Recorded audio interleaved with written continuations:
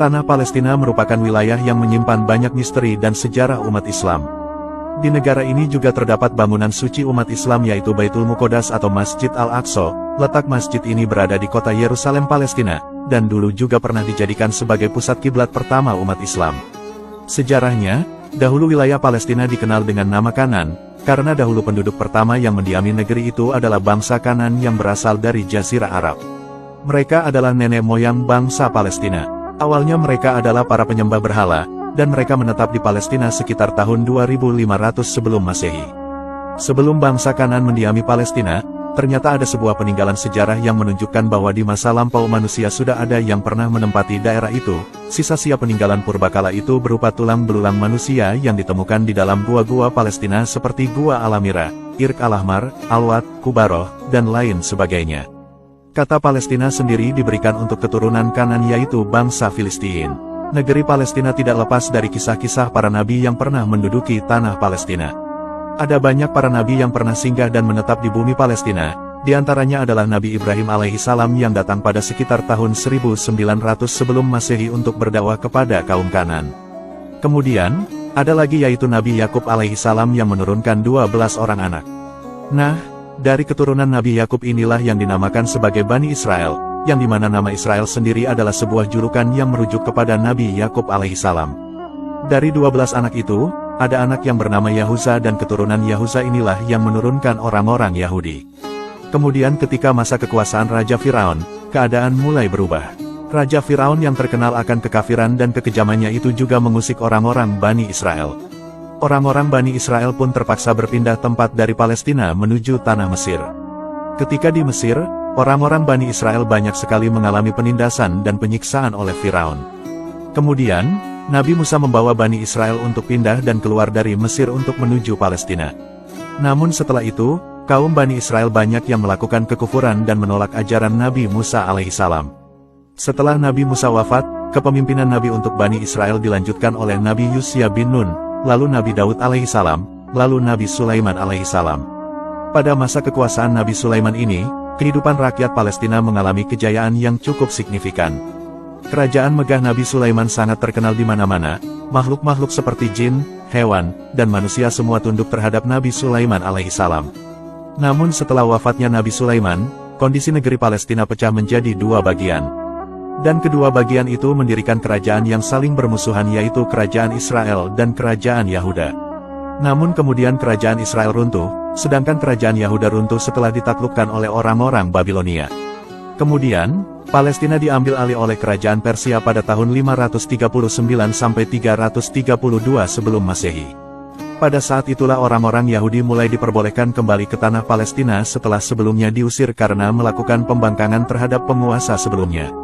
Selanjutnya, kerajaan Romawi yang beragama Nasrani berhasil menguasai Palestina di tahun 332 sampai 63 sebelum Masehi, dan resmi dikuasai Romawi pada tahun 6 sebelum Masehi.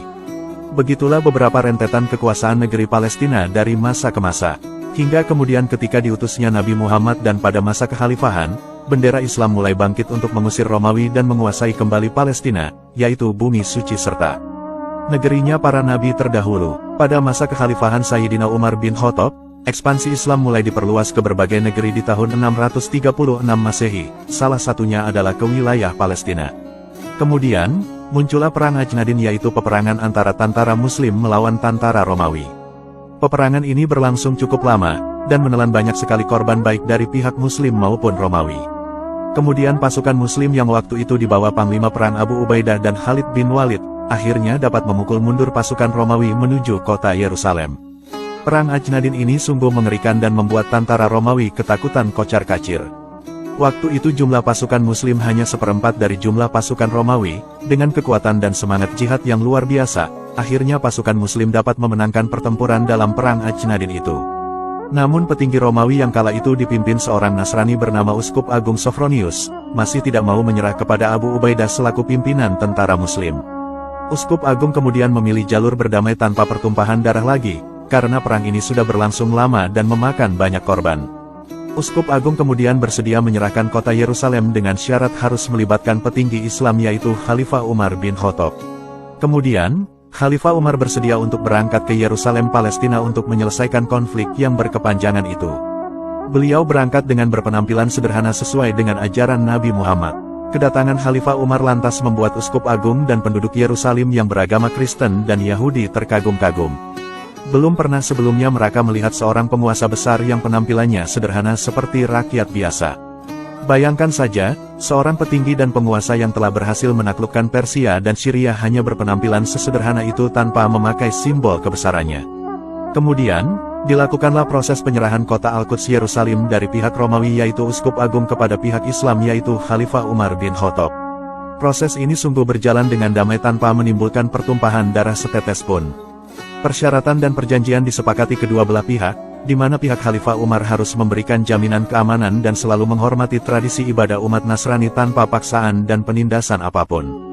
Khalifah Umar akhirnya menyetujui persyaratan itu.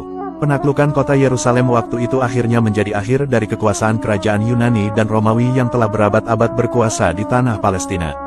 Peristiwa ini juga menjadi simbol prestasi Islam yang telah berhasil menaklukkan seluruh daerah Suriah dan Palestina di samping Yordania. Kekuasaan Islam dan kejayaan Islam di Palestina berlangsung cukup lama. Selama kurang lebih 1200 tahun, kehidupan di Palestina berjalan dengan damai serta makmur sentosa di bawah bendera Islam. Semua hidup damai antara umat Islam, Kristen, dan Yahudi. Beberapa tokoh petinggi Islam pernah menjabat sebagai gubernur Palestina. Di antaranya ada Amr bin Ash, kemudian kepemerintahan selanjutnya dilanjutkan oleh Abdurrahman bin Alqamah Al-Kanani dan Muawiyah bin Abu Sufyan. Namun di kemudian masa setelah kejayaan Islam di Palestina, muncullah serangkaian peristiwa dan peperangan kembali. Di mana, banyak para penjajah ingin menguasai negeri Palestina kembali dan merebutnya dari tangan kekuasaan Islam hingga saat ini.